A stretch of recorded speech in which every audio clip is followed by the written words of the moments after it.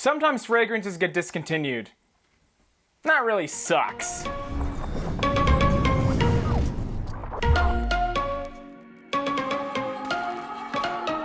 What's twice as good as a top 5? It's a top 10!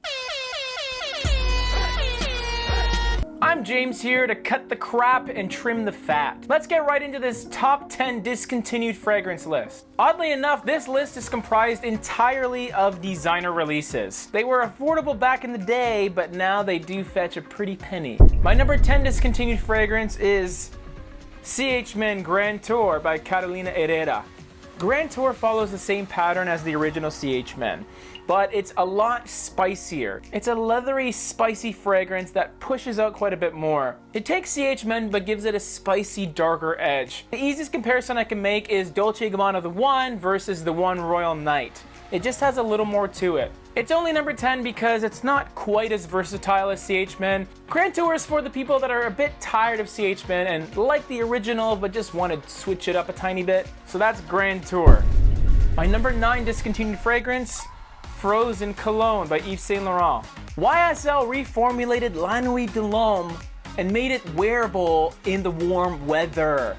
While there is some added citrus to the La Nuit de l'Homme cardamom that we love so much, it almost has a minty-like freshness to it, hence Frozen Cologne. This is one of those discontinued fragrances that is still relatively possible to find, and the price isn't exorbitant either. But with the release of La Nuit de l'Homme Eau Électrique, you sort of have a more modern interpretation of a fresh La Nuit, but Frozen Cologne still has a special place in my wee little heart, and I will miss it when it's gone for good. That was Frozen Cologne. At number 8 on the discontinued list is Gucci pour Homme 2. Very different from the original Gucci pour Homme. This is a spicy tea fragrance. A really, really interesting combination of notes here. I almost get a chai latte type of feel. Wonderful combination of a black tea note and some cinnamon. There's even a healthy amount of an uplifting violet leaf note. And the spiciness of the cinnamon kind of translates to a tobacco quality. It really has a lot going on in it. This is a fragrance that's very gentle, comforting, safe, but not boring at all. It has a very, very high level of sophistication and class. I get fine performance with this. It's not meant to be a loud fragrance. Similar to Frozen Cologne, you can still find this, and I really encourage you to get it. And that was Gucci pour Homme 2. Number 7 on the discontinued fragrance list is M7 by Yves Saint Laurent. Of all the discontinued designer fragrances, M7 is at the top of a lot of people's lists. It was a groundbreaking fragrance when it was released. Really nice, likable use of oud, married with a combination of vanilla and vetiver. But I'm not quite gaga over it because I didn't grow up wearing this. And I also have M7 Oud Absolu, which I almost prefer in certain ways. I have tons of respect for YSL and Tom Ford for putting this together because it really did change designer fragrances. But as a fragrance itself, we all miss it, but there are other alternatives out there that do a pretty good job too. And number 7, M7.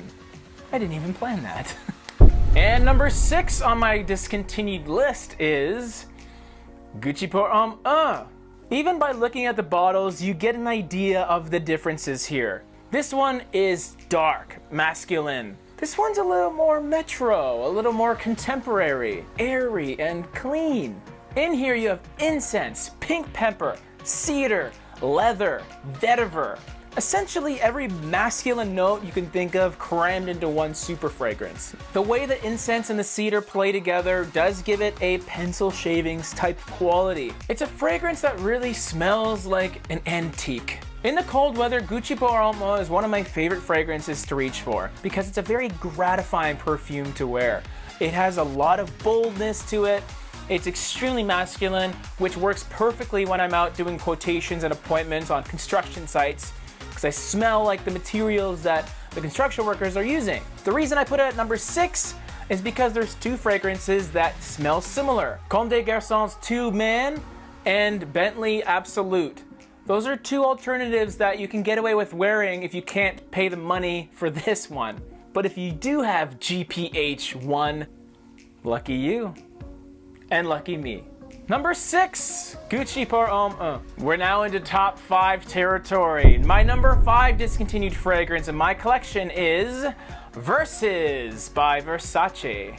Although there is a Versus for women, this is Versus Uomo, Versus for men. This guy was big in the 90s, but it really has a lot of very modern, contemporary-like qualities to it. It's aromatic, it's woody, it's peppery, it's fresh, it's dark. Lots and lots going on here, lots of notes as well. What starts as a very fresh peppery opening with bergamot and grapefruit and some coriander, it begins to settle into a woody lavender-like fragrance. But the woods in here are not your basic sandalwood or cedar. There's rosewood, which is really smooth, and balsam fir, which gives it a green barbershop type of quality to it. There's also a cinnamon or a powdered nutmeg feel that I get in the spiciness, and a very soft incense as well. It wears similarly to Acqua di Giu Profumo, where it has a fresh base, but its dark, woody, smoky, spicy nuance make it really, really interesting. In fact, this fragrance is incredibly unique, and the performance is pretty solid as well. Versus is at number 5 because I've only given it a month of wearing, so I don't have tons of experience with it, but it honestly has blown me away in how creative it is, how masculine it is, and how many different situations I could see myself wearing this and it working really well. And number 5, Versus. The number 4 discontinued fragrance is Gucci Envy for Men. I have to specify for men because there's Gucci Envy for women, and it's a lot cheaper than this one. Oh boy, okay, Gucci Envy for Men. This is another holy grail discontinued designer fragrance. Gucci made some very good stuff, what can you say? Although there is some lighter aspects to it, it is a masculine, woody, spicy fragrance. The fresh zestiness that this has in the opening comes from ginger.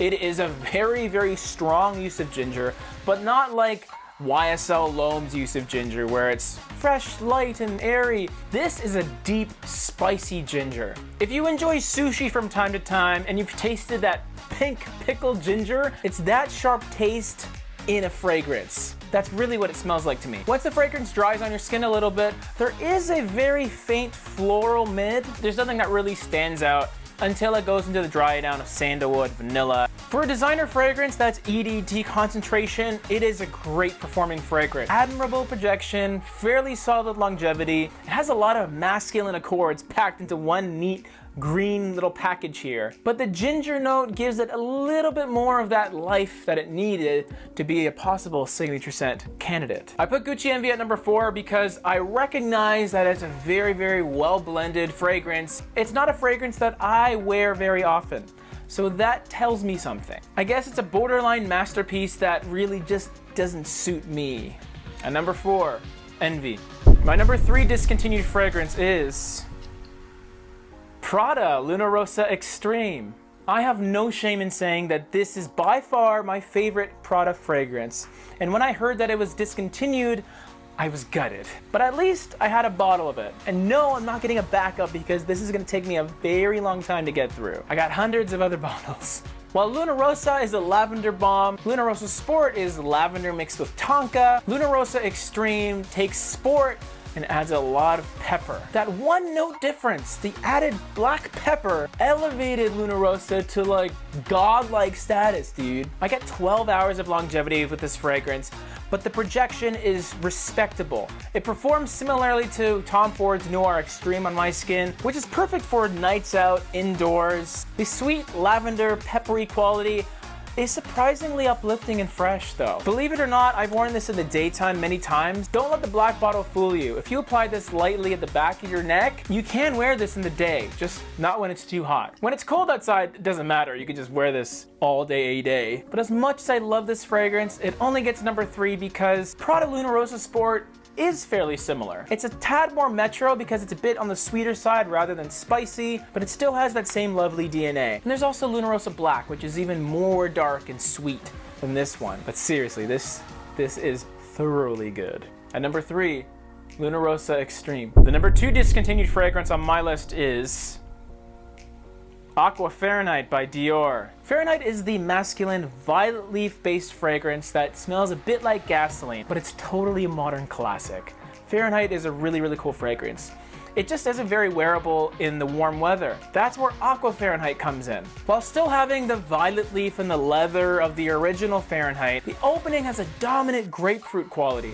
Really nice citrus freshness. But what I really like about this fragrance is the depth. Once it gets through the violet leaf, the dry down is minty with some vetiver. Mint and vetiver just screams rainy day to me. I love that combination. There is Fahrenheit cologne that you can still get, which is similar to Aqua, but it doesn't have the same complexity as Aqua. Now, I'm not saying that one is better than the other, but Fahrenheit cologne has a little more violet, believe it or not, and just citrus. So it becomes a bit more simplistic. It has a little more of that petrol vibe. But for me, guys, the journey that this fragrance takes me on is borderline orgasmic. Borderline, and that's why it isn't number one. And number two, Aqua Fahrenheit. My number one discontinued fragrance is none other than M7 Fresh. This is my absolute holy grail when it comes to designer fragrances, guys. I am so fortunate to have this incredible fragrance in my collection. The note breakdown is no surprise. Yves Saint Laurent took the oud from M7, of course, and drowned it in beautiful citrus. But not only is there bergamot and grapefruit, there's zesty ginger and some orange, and the dry down does have a little bit of the same vetiver found in M7 as well. If M7 Fresh was a ratio, it would be 3 beautiful citrus to 1 M7. If you don't already know, M7 came out when Tom Ford was kind of in charge at Yves Saint Laurent, and I can draw comparisons from a modern Tom Ford fragrance that sort of resembles this. Oud Mineral. Oud Mineral has a wearable oud in the background, but the real feature is the beautiful fresh seawater. So M7 Fresh is Oud Mineral, but take away all the salt and the water and add citrus, which makes it even more vibrant, even more fresh, even more wearable and likable. No fragrance since this is blended as well, as creative, and as bold with its use of citrus and oud. There are some. Oud Lemon Mint by Mancera comes to mind, but this one's way fresher, way easier to wear, just a 10 out of 10 fragrance. I'm currently on the hunt for a backup bottle of this because I am slowly draining it and I don't want to lose it because M7 Fresh is my number one discontinued fragrance. Man, top 10s are hard. Discontinued fragrances, they're bittersweet because you hate to see them go, but you love to watch them leave. You would think that as old fragrances go bye-bye, new fragrances can come in. So it is the circle of fragrance life that we all have to face. Because I would like to hear your opinion, not just my opinion. If you had to pick one discontinued fragrance that you could bring back, which one would it be? Let me know. Thanks for watching!